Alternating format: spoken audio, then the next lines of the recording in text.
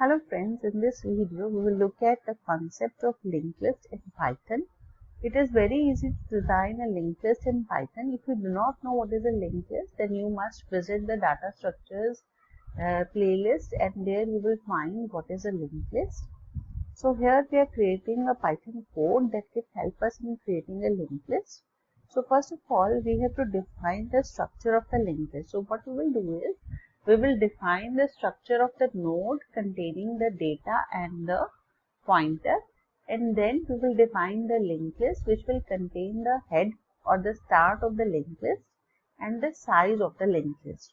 So first of all, what we are doing is, we are creating a class node and using the init function, which is by default available. It is a constructor which will create an object of class node, and self is a pointer which is referring to the object that has been created and using which the node is going to get created, and it will be returned to the user in the variable against which it is called. So self is the pointer where the node is getting created, and then v is the value which you want to store in this node, and n is the next pointer. So by default it is given the value of none, but when the user will create the node, he can pass value here, and that will be assigned to our next node element or the new node element. So here we can see self.value is equal to v and self.next is equal to n. So whatever data members you want to add to the linked list, you can list here using the self.that data member and what value will be assigned to that at the time of the initialization. So this is the end of the node class definition within the linked list class.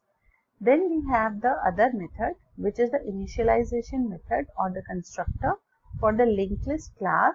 So initially we are going to define head, that is the start pointer for the linked list, and the size of the linked list. So initially both are assigned. This is a null pointer and this is a size of 0. Then we are defining the length function for this linked list. So user can find the length, how many elements are there in the linked list using this function, and simply it will return the value of self.size. Then we have is empty, which will tell you whether the linked list is empty. So at the time of deletion, we can check here that if the linked list is containing size 0, then it means that the linked list is empty. So this is the constructor for initializing, and this is referring to the length and whether the linked list is empty or not. Now the three important functions of insertion at beginning, deletion at beginning, and the display function, which will tell you what are the contents of the linked list. So for start, we will do the insertion at beginning.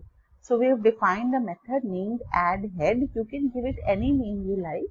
I have given the name of add head, and in this we have to pass the value. This self pointer we don't have to pass. The linked list will automatically pass this pointer to itself.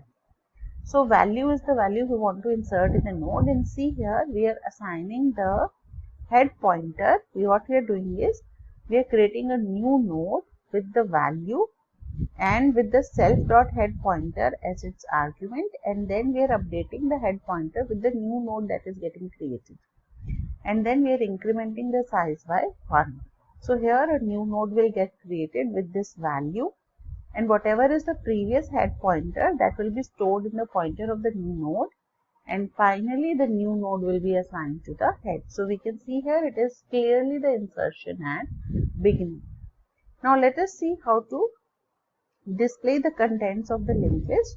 So we have defined the display function, and simply what we are doing is self.head is passed to the temp, and then we are checking if temp is not equal to null pointer, then we will print the contents of the temp, and simply we will update the temp to temp.next.